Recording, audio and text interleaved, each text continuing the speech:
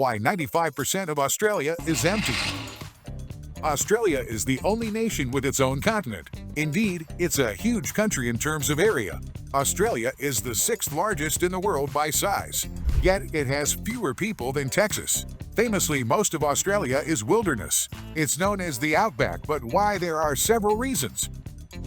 Number 1. Harsh climate is the most obvious reason. Australia's interior is hot and arid. Temperatures often reach well over 104 degrees Fahrenheit. This makes it difficult to sustain human settlements. Number 2. Rugged terrain.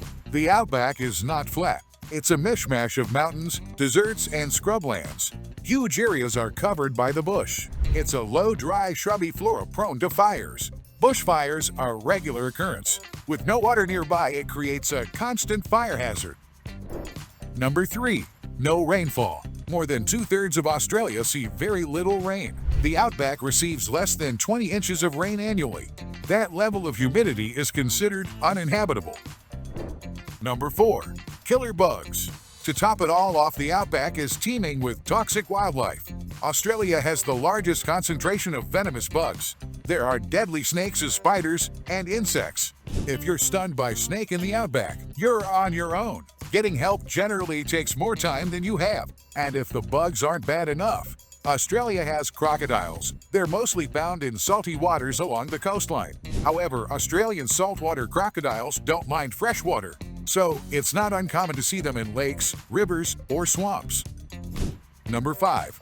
Lack of infrastructure. Of course, this is a result of the above difficulties, but it has long-lasting effects. Rural areas in Australia are almost undeveloped. This makes it very difficult to live there. There are very few roads and railroads. Access to medical care and water is limited. That's why Australia has plenty of ghost towns. Number 6. It's the economy finally. There's a perfectly reasonable explanation. Australia's economy is based on agriculture and mining. Both of these activities concentrate in coastal areas. There are no arable lands in the outback. There's nothing to mine in the desert, with rare exceptions. Both of these industries require lots of land. They need a fairly large workforce too. So, people have historically flocked to coastal regions. Every single urban area in Australia is on the coast. There are no cities in the country's interior. Number 7. Government policy. Australian land policy has also played a role. The government would grant land to those willing to develop it. Obviously, no one wanted to develop the outback. The land in the coastal regions is a lot more fertile. The climate is milder too, so no one has been especially interested in exploring the Big Empty. There is no relation out there. But what about the Aboriginals? We've been talking about Australia as if it's always had a government. But of course, the country was established as a British colony. There were indigenous tribes before Europeans arrived. How did they survive in the outback? The short answer is they didn't. Most Aboriginal tribes lived along the coasts. These people had permanent settlements. The ones who lived in the bush did not.